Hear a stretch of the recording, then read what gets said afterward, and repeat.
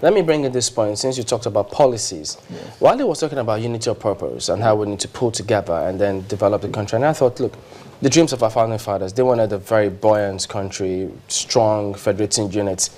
But we've seen governments coming, time and again, they come up with new policies. They seem to tear down the policies of the predecessors and come up with new ones. And so it always looks as though we seem to be starting afresh almost every time a new government comes in. Is that important or no, it's just the way things go? It is not important. On that Gawan, we were having rolling plans, and maybe Shagari did a few projections in terms of economic framework.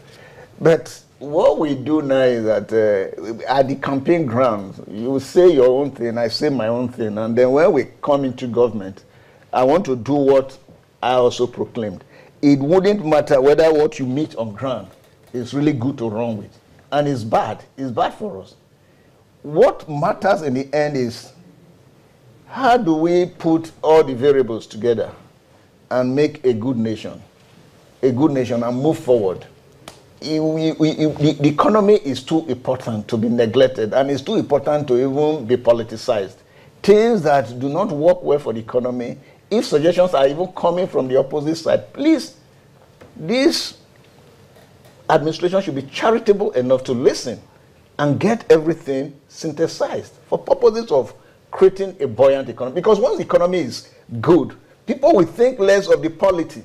People will think less of who is a government, who is a governor, who is a president. But that has at that level of public regulation, that has to be fixed first before. You know, that definitely will come through the improvement of operations and well, having better efficiency in some of these sectors. Recall, he also mentioned, as you reminded us, he mentioned some of these key sectors like the NNPC, the FIRS, and even the NCC and the customs. He said, well, he's going to rejig all of that to see that more money is coming. And if you put that side by side with creating an enabling environment, which is the key action of government, so that the private sector can create the jobs, do you see, well, a look into these four that he has mentioned in his address as really something paramount for us as a people? What exactly are we not getting right when we talk about the CBN, the FIRS, customs, and NCC, especially of the CBN being mentioned here? It's talking of how the operations of those agencies, how they impact on government revenue. That is just all. And government revenue, though in a developing economy, government is the biggest patron, but it doesn't translate to a buoyant economy. The economy is driven by the private sector. So what the president is saying is, okay, we want to get more money. More money for whom? More money for government. Does that translate to expansion of even Channels television? Does that translate to expansion of production lines of Nestle, of PZ? The answer is no.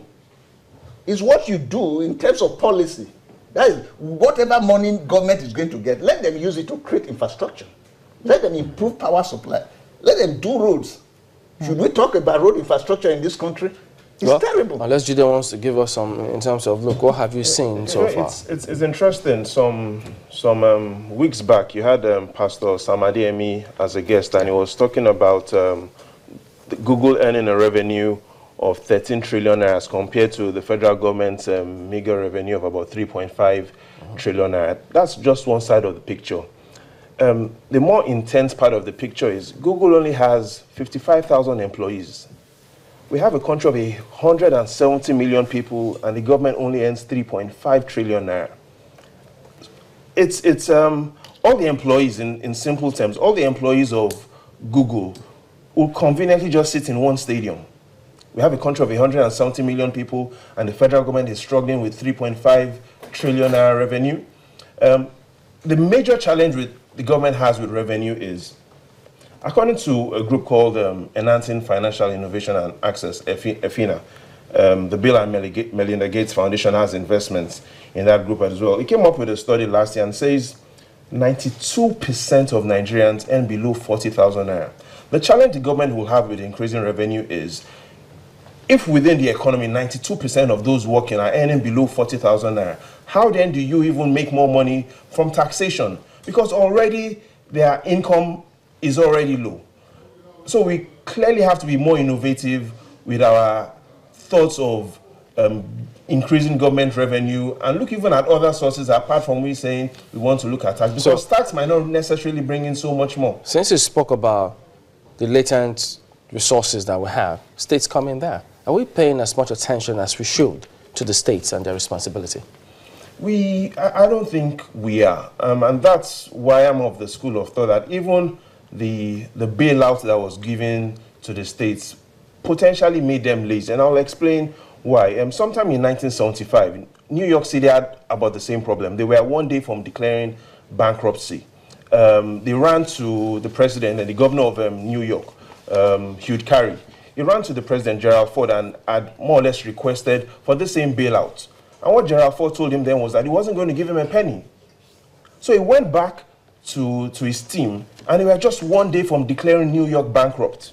And then they came up with an innovative plan to bail themselves out without relying on any bailout funds from the government. Today, the economy of New York, this is just 35 years after, the economy of New York State today is bigger than the economy of Nigeria. New York has only 19 million people. Most people refer to 1975 as the birth of innovation in New York. So I think in 2015, we also missed the opportunity. Yes, it's important for salaries to be paid, but it potentially, on the second hand, makes us less innovative regarding our thinking. So I think the states ordinarily possibly shouldn't have been bailed out, and that will have set them into innovative thinking mode. What we require is more innovative thinking from our governors. What we require is also more innovative thinking from the ministers when they get sworn in. Now, just quickly though, I'd like us to look at the last line of this. He would like to end his address with the agenda for change. That's what the president said. He said, change does not just happen. You and I and all of us must appreciate that we all have to play our part. What does this, Mr. Godo, this is for you. What does this statement portend for you? Well, it doesn't go beyond what he's saying. It's change is change, but you see, it's attitudinal change that he has always been talking about. Can preaching alone solve it? No, you see, we have actually degenerated beyond advocacy. We are at lamentation now. People just lament. Every time we are lamenting. We started with advocacy, which was good. But now, when advocacy failed, we went into lamentation. We ought to have graduated from advocacy to intervention. The point at which people will say, no, I'm not preaching change, I'm doing change. That is where we should be moving to. But every time advocacy... So who should be doing this change? I mean, the president says he is doing change, and he's asking all Nigerians to do change. It will be obvious when the change comes. It is not through this advocacy. It will be obvious when the change comes, people will start changing. There is something now in the lexicon of public administration that they call body language. It's part of the change. That is, as a result of body language, power has improved. As a result of body language, you see that fuel supply has improved. Can we please institute this body language? Yes, if it So is everything going to create all across the board. change we need. But the point I'm saying here now is that enough of the advocacy. We should go into intervention. Even in peace resolution, there is time for advocacy, and there is time for direct intervention. So the change we're talking about should come more by doing things and not by saying it. You subscribe to that? Yes, I do. But for me, I will also, I totally subscribe to that. For me, change has to be put in the context of youth participation in this government. And I'll quickly run you through that. In 1999, the youngest governor, Ibrahim Turaki, was 35. In 2003, we no longer had 35, 36, or 37-year-old governors. In 2003, the youngest governor was Bukola Saraki, who is the Senate president today. He was 40. In 2007, we no longer even have 35 or 40-year-old governors. The youngest governor in 2007 was Gabriel Suswan. He was 42. Oh dear. Then in 2011 as well, the youngest governor, Yari Abubakar of Zamfara, he was 42 as well. Now in 2015, the youngest governor is Benedict Ayadi in Cross River State, 45. So what we've seen is from 1999 progressively, it's becoming more difficult for us to have younger people in government. What is happening is the change is going to the older people.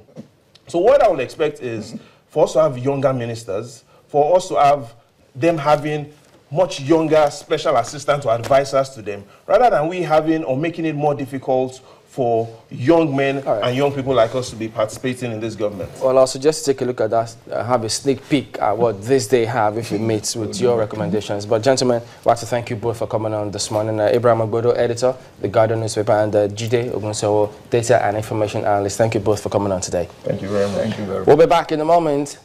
Please join us again.